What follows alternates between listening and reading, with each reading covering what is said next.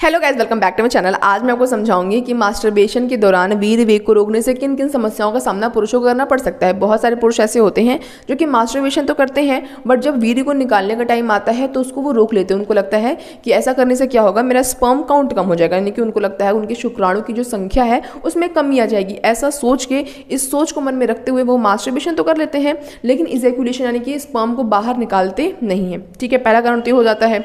दूसरा कारण कि ऐसा जरूरी नहीं है कि हर पुरुष मास्टरबेशन के दौरान ही अपने वीर्य के वेग को रोकता है। बहुत सारे पुरुष ऐसे होते हैं जो कि इंटरकोर्स के दौरान भी अपने वीर्य के वेग को रोकते हैं, वो बाहर निकलने नहीं देते हैं, चाहे वो टाइम बढ़ाने के लिए हो या फिर जो भी ख्याल उनके मन में आता हो किसी भी सोच से, लेकिन वो अपने वीर्य के वेग को बाहर निकलने से रोकते हैं। तो आज की वीडियो में आपको समझाऊंगी कि अगर कोई पुरुष मास्टरबेशन के दौरान अपने वीर्य वेग को रोकता है तो किन किन दिक्कतों का सामना उस पुरुष को करने को पड़ सकता है। स्टार्ट करते हैं वीडियो को। सबसे पहले समझते हैं कारण कि किस कारण से लोग ऐसा करते हैं। तो बता दिए मैंने आपको, पहला कारण स्पर्म काउंट की कमी की वजह से। दूसरा कारण क्या होता है, उनको लगता है कि कहीं जो फीमेल पार्टनर है वो प्रेग्नेंट ना हो जाए, कहीं गर्भधारण का खतरा ना हो जाए, इसलिए वो क्या करते हैं, इंटरकोर्स के दौरान अपने वीर्य के वेग को रोकते हैं और पुल आउट मेथड का इस्तेमाल करते हैं। ठीक है, लेकिन ऐसा करना बहुत हानिकारक होता है। समझते हैं परेशानियों के बारे में कि अगर आप ऐसा कर रहे हो तो आपको किन किन परेशानियों का सामना करना पड़ सकता है। पहला जो पहली परेशानी है वो क्या है, लिंग में दर्द होना। जो आपका पेनिस है उसमें आपको दर्द महसूस हो सकता है। दर्द महसूस होने का कारण क्या है कि मास्टरबेशन के टाइम क्या होता है, जो पेनिस होता है उसमें उत्तेजना होती है, स्टिमुलेशन होता है। उत्तेजना जब नॉर्मल जो आपका पेनिस होता है वापस से रिलैक्स होता है, जब उसमें से स्पर्म रिलीज हो जाता है तब।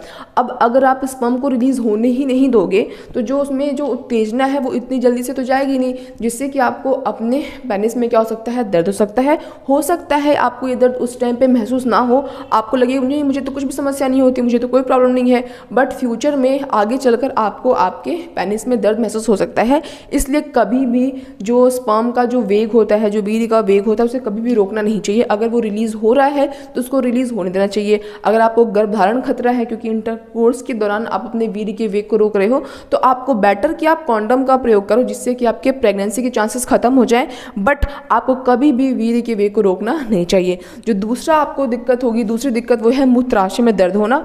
आप में से बहुत सारे लोग जानते होंगे, हो सकता है कुछ लोग ना भी जानते हो, कि जो पुरुष होते हैं उनके वीर्य के निकलने का रास्ता और जो स्पर्म के निकलने का, यानी कि जो शुक्राणु के निकलने का रास्ता होता है, दोनों रास्ता सेम होता है।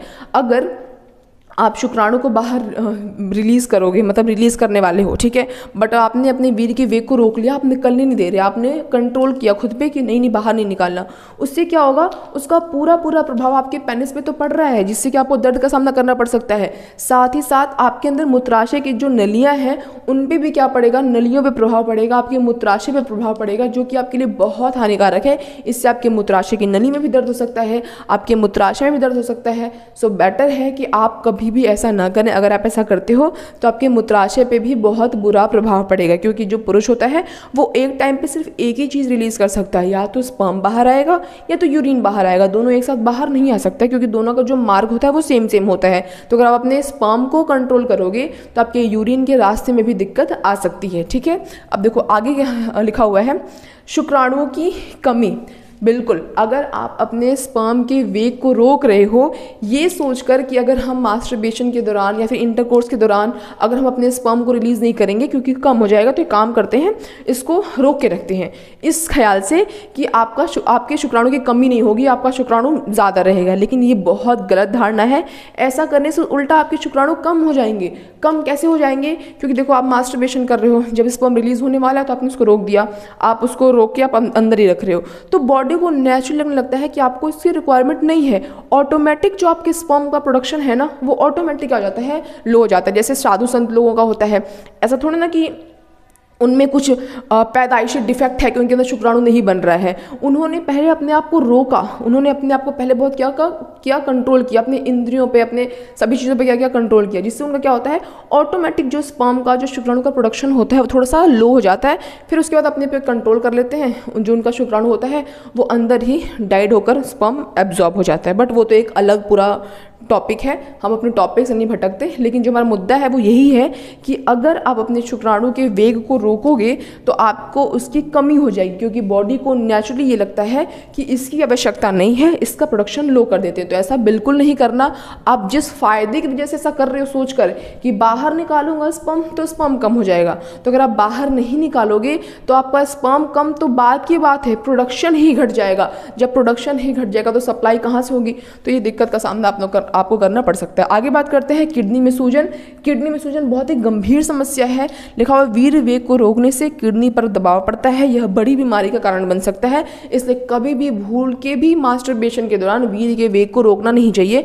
अगर स्पर्म बाहर रिलीज हो रहा है तो उसको बाहर रिलीज होने देना चाहिए, अदरवाइज आपको बहुत सारी परेशानियों का सामना करना पड़ सकता है। आपको इवन बाद में इरेक्टाइल डिसफंक्शन की समस्या भी सकती है, आपको इरेक्शन में भी समस्या आ सकती है। आगे लिखा हुआ है मेंटल सेटिस्फेक्शन पर बुरा प्रभाव। बहुत सारे लोगों को अलग अलग लोगों की सोच होती है, अलग अलग लोगों की धारणा होती है। उनको लगता है कि मेंटल पीस के लिए, सेटिस्फेक्शन के लिए वो ऐसा करना चाहते हैं, बट जब आप स्पर्म को बाहर निकलने ही नहीं दोगे तो आपको चिड़चिड़ापन या फिर डिससेटिस्फेक्शन की फीलिंग आ सकती है। खुद से ही आपको लगता है कि मैं सेटिस्फाइड नहीं हूँ, आपको ऐसी फीलिंग आ सकती है। और अगर आप इंटरकोर्स के दौरान अपने वीर्य के वेग को रोकते हो तो ऑब्वियस बात है उसमें 2 लोग इन्वॉल्व रहते हैं, तो मेल भी और फीमेल भी, दोनों का जो ऑर्गेज्म होता है वो डिले होता है। और ऑर्गेज्म डिले होने के चक्कर में अगर आप प्रेगनेंसी के लिए ट्राई कर रहे हो तो आपका गर्भधारण भी नहीं होता है, क्योंकि मैंने आपको पहले भी बताया है कि स्पर्म जो होता है उसको बाहर निकलकर फीमेल के बॉडी में एंटर करके एग तक पहुंचना होता है। स्पर्म के पास हाथ पैर तो होता नहीं है, वो अपने पूंछ की मदद से, टेल की मदद से आगे को स्विम करता है। और जब फीमेल को ऑर्गेज्म होता है तो स्पर्म को एक पुश मिलता है, बॉडी कॉन्ट्रैक्ट करती है, जिससे उसे क्या मिलता है? पुश मिलता है। स्पर्म को एग के पास पहुंचने में बहुत आसानी होती है। तो अगर आप ऐसा कर रहे हो, गर्भधारण में भी दिक्कत आएगी, स्पर्म का प्रोडक्शन भी कम आ जाएगा, आपके मूत्राशय पर दबाव पड़ेगा, मूत्र वाली नली में दबाव पड़ेगा, आपके पेनिस में आपको दर्द होगा, आपकी किडनी में सूजन आ सकती है, बहुत सारी समस्याओं का सामना करना पड़ सकता है। इसलिए बेहतर है कि कभी भी वीर्य के वेग को ना रोकें। अगर आप ऐसा करते हैं तो आपके लिए बहुत बड़ी समस्या का ये कारण बन सकता है।